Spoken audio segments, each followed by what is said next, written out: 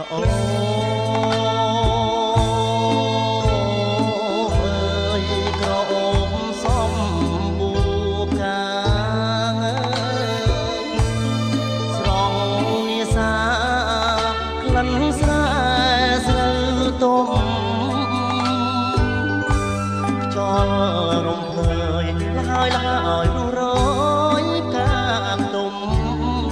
រលឹកឈូកក្រពុំរីកលំអកដីបឹងចង់លោកដៃបេះមករឡោមហើយថាថាភ្នំភ្នំការស្រស់ច្រឡឹងចង់ផ្សងកាត់ជាក្នុងរូបក្បែរមាត់បាំងរេបលំអងឈូកក្រឡឹងបងអើយ